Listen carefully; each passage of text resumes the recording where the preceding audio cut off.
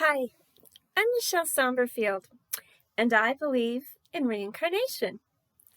I thought on this Friday night I would just do another poetry reading. I have been writing a book about a woman named Charlotte who I was 5 lifetimes ago.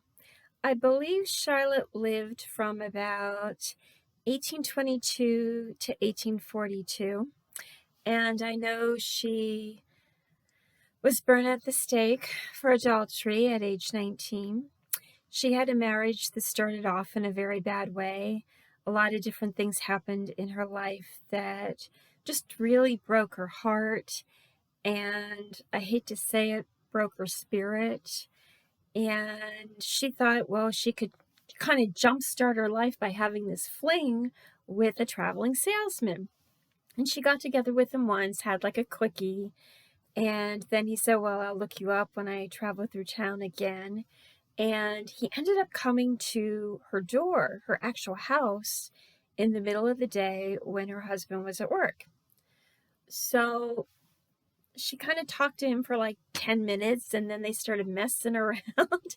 And her husband came home, which was never heard of before, in the middle of the day, and he caught them. They had an argument, and she said some pretty harsh words to him because she had lived for 6 years in a marriage she was forced to enter into.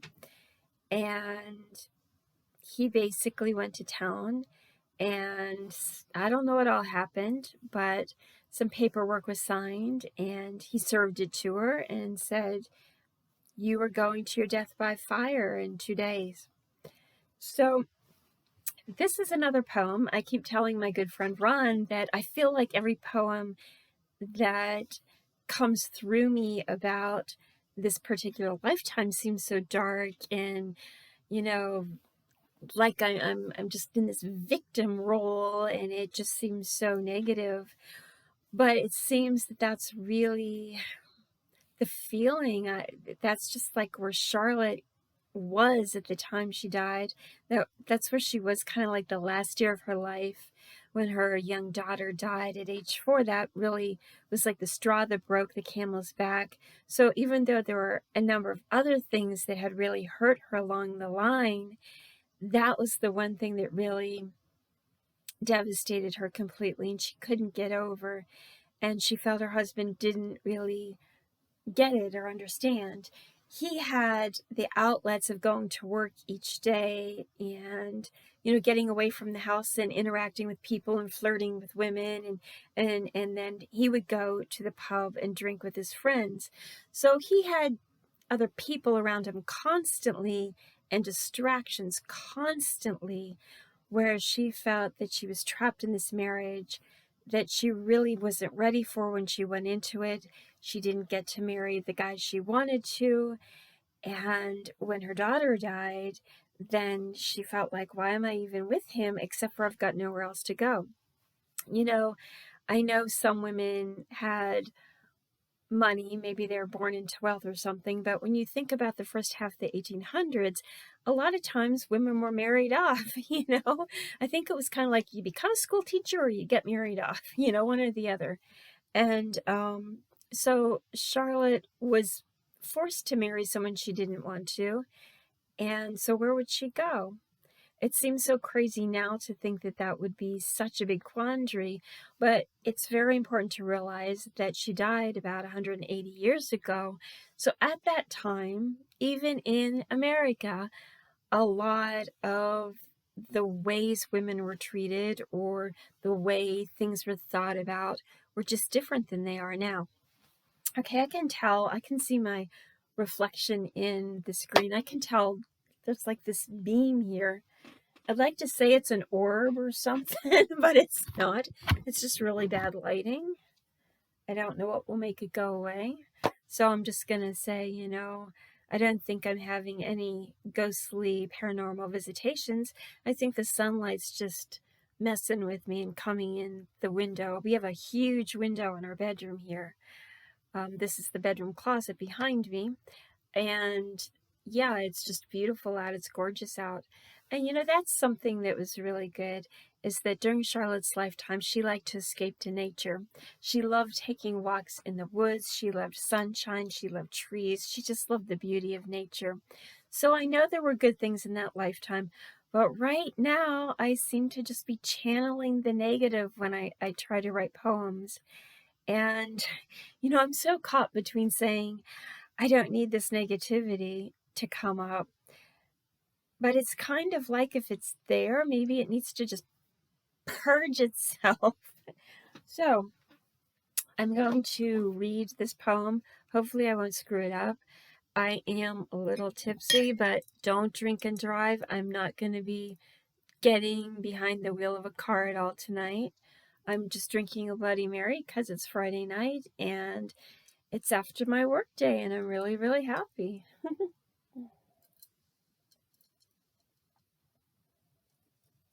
I think it's interesting. I love wearing red. I started loving wearing red probably when I got into my 30s, maybe. I did have a pair of patent leather shiny red shoes when I was like 23, and I thought they were great.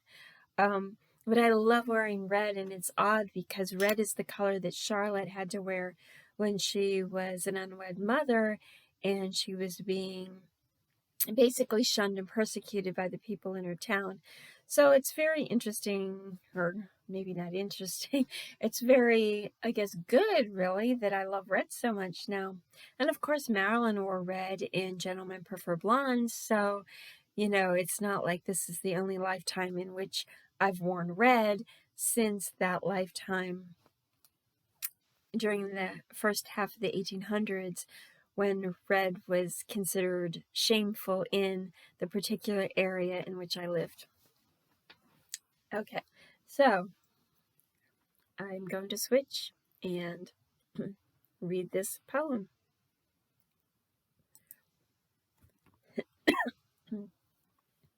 Okay, this poem is called Charlotte, Saint Joan by Charlotte Massey Hawthorne. I think when I'm coughing like this, it just means I haven't had enough Bloody Mary yet.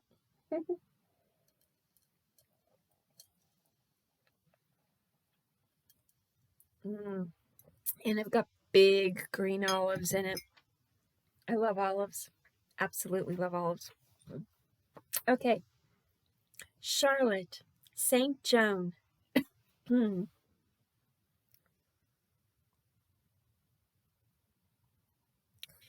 Mr. Hawthorne grabbed me and took away my power. I was such a pretty girl, he drunkenly deflowered. I hurried up and ran home, but didn't tell my mom. I closed my eyes and prayed to God to make the memory gone. But then came the sickness. My mother was alarmed. She took me to the doctor, my reputation harmed. They said I was promiscuous. They called me a tart. They gossiped all around me and made me walk apart. They wouldn't even talk to me. I had to wear red. I was called pariah, and I wished that I was dead. Except I knew a baby was soon to come along, and he or she would need me to be alive and strong. So inward I smiled, determined to survive, imagining the darling I'd hold when he arrived. But lo and behold, she was a baby girl, blue eyes and brown hair, as pretty as a pearl. Jenny girl looked up to him, her father who became my husband, Mr. Hawthorne, despite all of my shame. For I was his young wife, he thought he was my master. Should it be a wonder then we ended in disaster? John Hawthorne grabbed me and had me every night, pumped up and pinned down, freed in morning light. So if you've drawn conclusions, judging my indiscretions, please check your own world, because we all have lessons. I bet you aren't so perfect. I bet you aren't a saint. Like Joan of Arc I died by, method not for the faint. John watched them parade me to the burning post, but knowing down deep inside, I didn't sin alone. 'Twas only a distraction, my murder by the flames, all eyes upon me, while he escaped from blame. Yes, John disparaged me, and took my life away, treated me as property, killed me like his prey. Wouldn't you think that, all around town, people would question I dared to stick around? If you are innocent, you've nothing to hide. If you have transgressions, you burn your witness wife. But all I can tell you is what my God told me. Deep inside my heart I heard, in heaven you'll be free.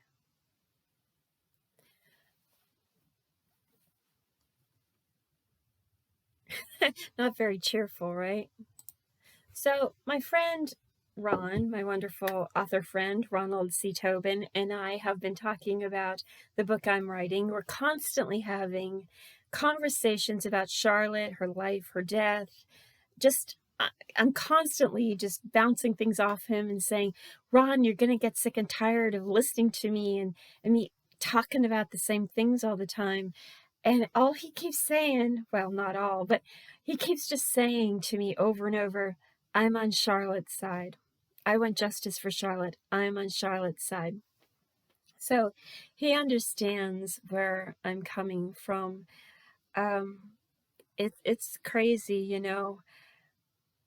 It's one thing to have past life memories, like where you see things, but it's another thing where you actually feel that energy and it's like coming through you, in you, it's a part of you. You remember what it felt like to be that person. It's a very humbling, cherished, traumatic. It's a very strange feeling. I can't even explain it. It's almost the feeling that you almost believe you can bring that person back to life. But would I want to be back there? Ew, not in her town. I wouldn't want to live in Charlotte's town. It was awful. There's certain simplicities I feel about living during that era. And of course, I think what's important to realize is every lifetime you remember, no matter how far back it was, every person thought they were living in the modern era. They didn't think that they were so behind in terms of inventions or quality of life, in terms of civility and what resources existed. They never could have guessed there would be YouTube or Facebook or email or telephones and electricity and all the things that we have.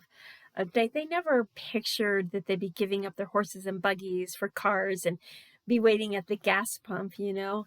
So it's interesting when you do remember very deeply a lifetime that was pre any of those things. One of the things I remember is the house that I lived in with my husband when I was Charlotte was up a very long road. Now, I have no idea how far it truly was from town. Town was a nice town. It was a built-up town, but I had to walk a really long walk. I always think of it as like a 1.5 mile walk. It might not have been, but it felt like it.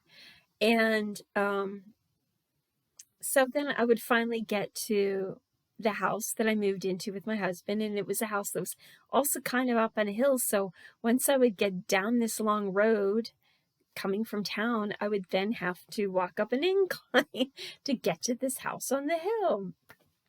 And I remember in back of the house, there was a little stream and there was a wooded area. And you go over this little bridge into the woods just a little bit beyond the stream. And then there was the outhouse.